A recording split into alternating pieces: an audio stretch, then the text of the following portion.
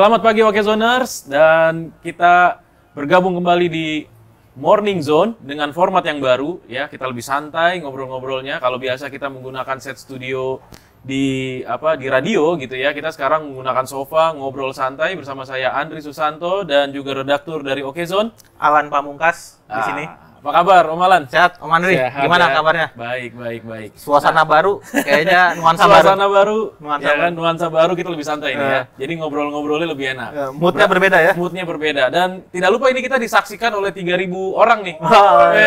Mana penonton? Iya, jadi karena kita nggak ada kamera menghadap ke penonton, jadi anggap aja kita punya 3.000 orang nih ya. Malam ya. Rame ya? Rame. Sewa penonton di mana? Kita penonton sewaan ini semuanya. Nah, Om, kita bahas nih sedikit ya tentang apa sih yang lagi rame di Okezone ya. Terutama ya berita-berita apa yang hangat nih bahasannya nih. Hari ini pemberitaan di Okezone lagi cukup ramai tentang agak sedikit memalukan sebenarnya.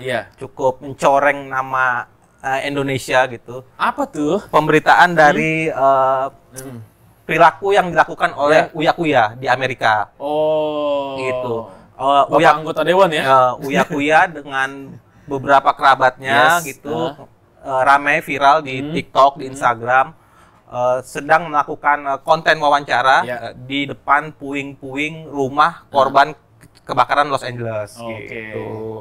Nah, apa yang dilakukan Uya-Kuya ini dianggap tidak tahu empati kepada para korban gitu. Nah, kemudian ketika melakukan konten wawancara itu, Uya-Kuya dan timnya kemudian ditegur oleh seseorang yang mengaku korban dan pemilik rumah yang dijadikan tempat Uya-Kuya melakukan wawancara. Oh, jadi dia melakukan wawancara di depan rumah korban kebakaran Los Angeles nih ya? Los Angeles. Iya. Apa yang dilakukan korban cukup berani sebenarnya. Akhirnya ya karena perilaku Amerika sendiri gitu ya, berani belak-belakan apa segala macam. Dan dia memvideokan itu ya? Oh, dia memvideokan kemudian langsung menegur Uya-Kuya bahwa apa yang dianggap apa yang dilakukan Uya-Kuya dan tim dianggap mencederai empati lah gitu pada para korban. Langsung ditegur dan diusir.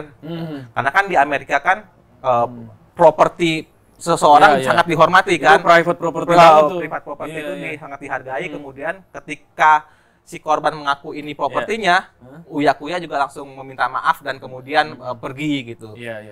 Dan itu udah ada video klarifikasinya ya, Om? Dan setelah video itu ramai, Uya-Kuya memang langsung melakukan klarifikasi kan kepada publik Indonesia lah. Di salah satu isi poinnya adalah meminta maaf. Meminta maaf karena melakukan konten itu, kemudian juga tidak ada niatan untuk memonetisasi konten tersebut gitu. Dari kedukaan, dari derita yang dialami oleh korban kebakaran ya. Uya-Kuya hanya beranggapan bahwa apa yang dia lakukan adalah untuk mengabarkan kepada media massa di Indonesia apa yang terjadi sebenarnya di Los Angeles, karena banyak juga video hoax, video AI tentang kebakaran yang berlebihan gitu. Nah, Uya-Kuya ingin menyampaikan apa yang sebenarnya terjadi di Los Angeles gitu. Kemudian juga Uya-Kuya beranggapan bahwa teguran yang dia terima adalah teguran yang dianggap scam. Artinya Uya-Kuya takutnya dianggap scam untuk menghimpun donasi dan uangnya itu dimanfaatkan untuk kepentingan pribadi. Padahal tidak ada niatan dari Uya-Kuya untuk melakukan donasi gitu. Dan dia udah melakukan klarifikasi dia sudah melakukan klarifikasi. Dan ini menjadi catatan yang untuk kita juga sih sebenarnya, bahwa ketika ada bencana alam memang sebaiknya berhati-hati dalam bersikap ya.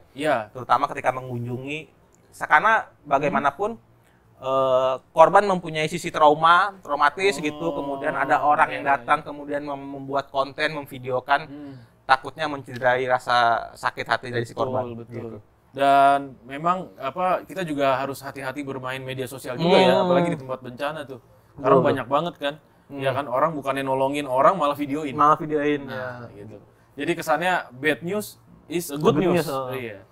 Hiburan bencana gitu. Dalam tanda kutip hiburan bencana. Bener. Itu kan banyak juga kan di Indonesia yang konten-konten serupa, bahwa ketika ada bencana kemudian membuat konten, Iya. membuat ya membuat sesuatu aktivitas yang Betul.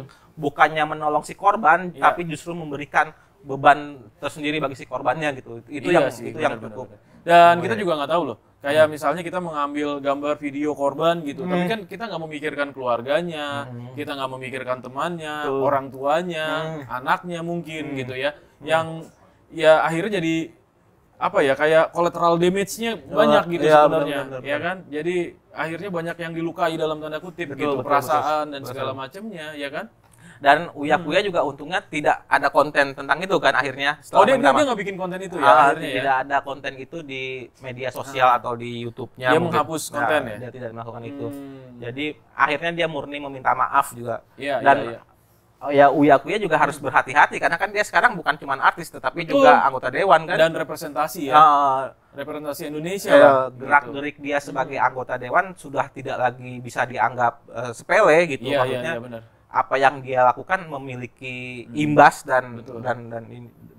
dan apa perhatian lah gitu. Iya, karena banyak juga tuh ya netizen kita ya di komen-komennya tuh kalau saya baca tuh kan harusnya kan pada masa reses ini anggota dewan ke daerah Dapilnya. dapilnya, iya, ini malah ke sana, sana. gitu, ya kan? Mungkin dapurnya di Amerika kali. Mungkin bisa jadi tuh Om. Iya, Ya di sini masih ada Om Dwi ya, Nah, yang tetap semangat menemani kita nih. Iya, mengayomi sedap. kita. Iya. Apalagi kira-kira Om Alan? Selain kasusnya Uya yang lagi rame. Ya selain Uya kemudian yang lagi rame juga persis hari ini Iya. ada demo di kementerian yang cukup membuat heboh Iya. pemberitaan gitu, yaitu adalah demo di kementerian susah banget nih namanya Kemendikti. Iya. Jadi para pegawai ASN dan PNS di Kemendikti melakukan unjuk rasa, Betul. demonstrasi, mengkritisi menterinya, Bapak menterinya Pak Satrio Brojonegoro, Iya. gitu. Karena dianggap sewenang-wenang dalam memimpin kementerian ini, kemudian melakukan PHK, pemecatan sepihak, Iya. kemudian juga melakukan kebijakan yang dianggap banyak merugikan pegawai gitu. Dan itu banyak ya ceritanya ya. Dan itu Ternyata sebelum itu tuh sering kejadian ya. sering terhadap kejadian korban. dan ini menjadi klimaksnya ketika misalnya ibu dari Pranata Humas Ahli Muda dan PJ Rumah Tangga Kemendikti, Iya. Ibu Neni Herlina dipindahkan gitu, dipecat dipindahkan gitu oleh Bapak Menterinya gitu. Dan ini membuat kemarahan seluruh para pegawai ASN di Kemendikti Iya, melakukan unjuk rasa agar Bapak Prabowo Subianto turun tangan untuk mereshuffle Kemendikti. Dan gitu. itu unjuk rasanya dilakukan di depan gedung. Iya, cukup Kemendikti ramai dengan atribut yang poster-poster, spanduk-spanduk yang berisi kecaman dan meminta tolong kepada Pak Prabowo untuk mengusut kasus ini gitu. Iya. Ini jadi catatan juga ya. Karena kasus ini sebenarnya mencuat dari Ibu Neni yang diusir. Dia bikin surat terbuka kan? Iya, diusir dari ruangannya setelah dianggap tidak pekerjaannya tidak sesuai dengan Bapak Menterinya. Hal ini bermula dari ketika Pak Menteri mengeluhkan salah satu kursi di ruangannya yang belum dipindahkan atau belum diganti. Tuh. Setelah 24 tahun menjabat di Kemendikti, Ibu Neni ini kemudian tanpa tedeng aling dipindahkan gitu dari situ. Iya. Ini yang membuat para ASN di lingkungan Kemendikti marah dan kemudian meminta untuk Pak Satrio mundur dari kursi menteri. Gitu. Ya, jadi ini dilansir dari ini ya, Okezone ya. Jadi Bu Neni ini ya kan sempat dimintai awalnya untuk membantu memasang WiFi di rumah dinas. Betul. Tapi ternyata karena kondisinya atasannya sakit ya kan, terus kemudian Menteri minta cepat-cepat gitu ya. Dan akhirnya tidak terurus lah gitu dengan cepat itu pemasangan itu, sampai akhirnya keluarlah kata saya pecat kayak gitu kan. Terus kemudian ya dari awalnya kali ya di situ, terus kemudian sampai yang tadi Om bilang ya, terakhirnya yang masalah meja dan kursi itu ya, meja di dan ruangan kursi yang di lantai paling atas ya. Oke. Dan Pak Menteri juga harus sadar diri ya bahwa ini kan ASN yang bekerja itu sesuai dengan SOP, tidak seperti di perusahaan pribadi yang bisa bergerak cepat apa segala macam kan. Butuh proses birokrasi lah di ASN itu juga sebenarnya harus menjadi catatan Pak Menteri gitu, agar bisa bersabar ketika melakukan kebijakan atau enggak perintahnya kepada anak buahnya. Ya, dan Direktur Jenderal Pendidikan Tinggi Khairul Munadi menyampaikan pihaknya telah menyikapi berbagai isu dan dinamika dalam proses transisi kementerian. Dia pun menyatakan Kemendikti Sentek akan mencari solusi atas masalah yang ada. Berarti ini udah ditanggapi ya? Udah ditanggapi. Ya, mudah-mudahan kita berharap ada solusi yang terbaik ya. Mungkin ini hanya kemarahan sesaat dari Pak Menteri kan bisa jadi ya. Bisa jadi. Dan ya kita juga harus melihat dari dua sisi nih, ya kan nggak bisa juga dari satu sisi nih. Betul. Gitu. Ya mudah-mudahan bisa terselesaikan lah ya masalahnya.